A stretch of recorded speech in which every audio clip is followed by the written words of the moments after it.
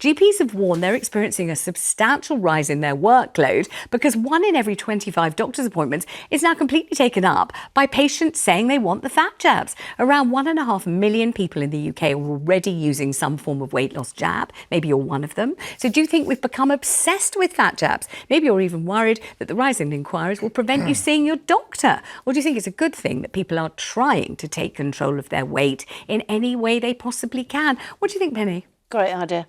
Obesity costs the NHS, I think, 6.5 billion, dealing with issues arising from, and that is going to just go rise and rise because we are suffering from an obesity. Well, there was a recent statement saying obesity epidemic. Yes. It causes so many problems that actually the NHS should be overjoyed and say, right, OK, here we are. We're finally addressing the issue which is causing so many problems for so many people. I mean, everything from, obviously, you've got strokes and heart attacks, you've got the diabetes, you've got arthritis, so many things. And actually, and also some cancers too. I mean, many things stemming from obesity. And people feel better. Yes. Everybody, I can't think of one person who's lost weight who says, I feel much worse now. We had a wonderful caller the other day about the fat jabs. She may well phone again, and she has been in a wheelchair for years.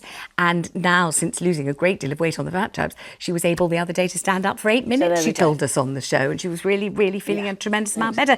JJ, you don't look as if you're a fan. No, I'm not, because it doesn't solve the core issue of eating healthy. If you're going to eat less food, but you're still eating the same junk food you're eating before, great, you're losing weight. But this is why we hear of cases of people, their nails falling out, they're having hair loss. Yeah. What they should be saying to them, the first thing that everyone can do is gentle exercise. That's got to be it. If you exercise and you eat a more balanced diet, that is how you lose weight. It's not, there's no big science behind it. It's not some secret that we're hoarding. These fat jabs are not a long-term solution. But do you really think, but JJ, do you seriously think the people going to the doctor to say, please, may I have the fat jabs, haven't tried that? Yes, exactly. Don't you think they know that? Don't we all know that, Sarah? No, eat less, move more. We all know that. It's just, you've eaten less, you've moved more, you're sitting there, you're feeling something. Lonely, sad, something. And suddenly you think those biscuits are calling me, that chocolate, that pizza. You've done the right thing all day. It's usually in the evening. You've done the right thing all day. You've been incredibly virtuous. You're trying your best, and you fall off the wagon pretty quickly. And then the next thing you know, a whole packet of Bourbon biscuits has gone, or is that just me? I think it's just me.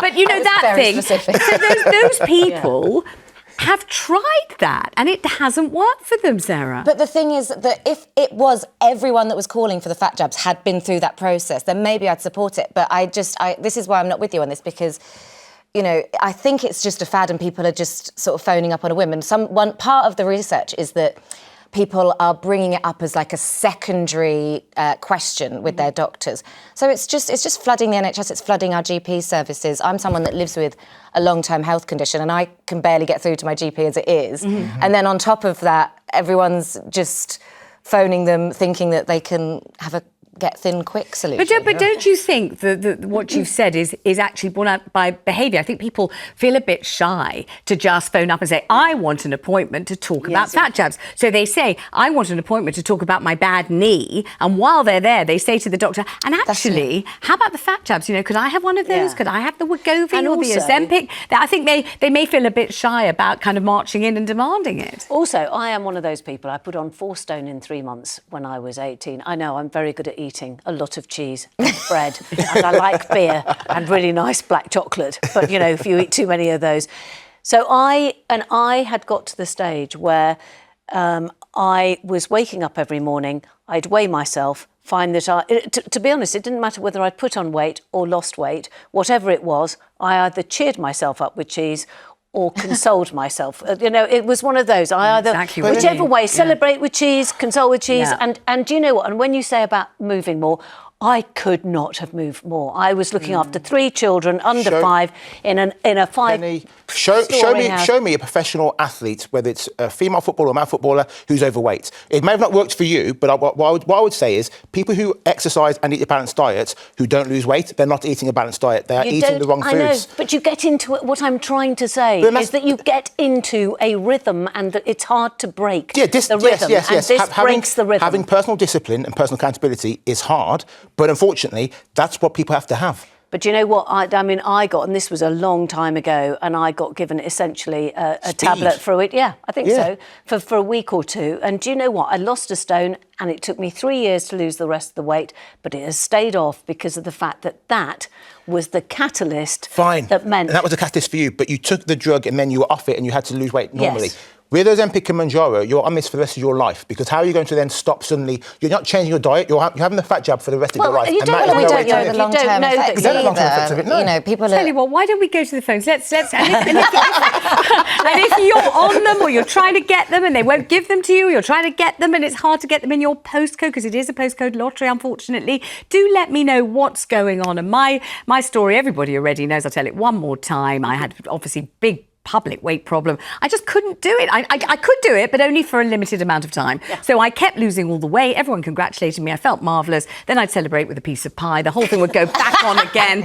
And then it would be Vanessa Feltz yo-yo dieting in all the magazines. I felt dreadful about it. It was awful. So in 2019, I paid a huge amount of money for a gastric bypass operation. If I'd known these fat jabs were just around the corner, I'd have waited. I'd have spent the money on something marvellous instead. And I definitely would have lined up and been first at the doctor to have them. Let's talk to Angeline in Newbury. Hi, Angeline, are you on them? Hello. No, I'm not. I asked the doctor last year if I could have the jab. Yeah. And they said to me, no, I couldn't because it wasn't available on the NHS. And yet, I had to wait till this year. But I'm actually waiting for a bariatric operation now. And I just wish they'd tell more people about it, really. The doctors, try and tell more people, because I'm overweight myself and I want to lose weight, and I'm actually waiting for a bariatric operation, at the moment. So, but Angeline, hang on a minute. Shouldn't you try another source? To ask who your doctor, how you can get hold of the jabs, so you don't maybe have to have the operation. Because do you really think you will need it if you do get hold of the jabs? Yeah, I suppose. I haven't really thought of that. I have. I have to think about that. Yeah, that's true. Because maybe with the help of the jabs, you might be able to lose so much weight that you might not need to actually go under the surgeon's knife, which I suppose is really what I was trying to say about my own story. If only I'd hung in there for a few more years, I could have had the jabs. Yeah. And I know so many people who love them and are very happy with them. Not everyone, of course, but of course, if you don't like them, you can just stop using them. Angeline, listen, very good luck to you, sweetheart, and thank you so much for calling. Let's go to Emma in Durham. Hi, Emma. Hello, ma'am. Hello. I'd just like to say that a lot of people that are overweight sometimes are overweight because they choose to be, because they comfort eat and they don't bother taking care of themselves, like exercise and a healthy balanced diet. And I managed to lose 2 stone. I was 14 stone, nearly 16 stone going, and I managed to lose 2 stone. So in the space of 2 months of healthy eating and good exercise, I've managed to lose 2 stone myself. And as for the injections, I think that a lot of people have to have concerns over the chemicals they use in the injections, because you're just injecting your body with more chemicals. And in certain circumstances, there is people that are on medications that make them gain weight. Well, in that instance, you just cut down your food intake and stop comfort. Emma, tell me something, because lots of people say, and I think I'm probably one of them, losing weight is heroic. You've done brilliantly. Well done. Congratulations. Fantastic. But the really difficult bit is keeping it off, because as soon as you sort of start reverting to your real self and behaving how you really behave and let yourself off the diet, bang, it all goes back on again. So how are you going to deal with that, Emma? Well, you join a gym and keep maintaining your body weight and that by a good exercise and a good balanced diet. Like eat healthy, eat 5 pieces of fruit or veg a day, or have something really healthy and nutritional to help you lose weight. And another good way of losing weight is to use protein shakes. So that's another good way. You agree with that, Sarah? Yeah, absolutely. There are plenty of healthier options that you can try first before going to that extreme of taking a drug. And like I say, I don't think we know the long-term effects. I don't think that everyone calling up their GP about this drug is at the end of their tether like you were. Do you know what I mean? Right. I think that it's just a new fad and we should not be taking up doctors' time with it. It's interesting because every time we have Dr. Philippa Kay or any other doctor actually on the programme to talk about the weight loss drugs, what they say is that the net benefit of losing a lot of weight is so huge. Yeah. Instantly, And also, it reduces your risk of so many things straight away as soon as you start losing the weight that, when people say, what about the long-term effects? The immediate term effect is so great for your health, they keep saying. And also, what about all the chemicals in the food that we tend to go for?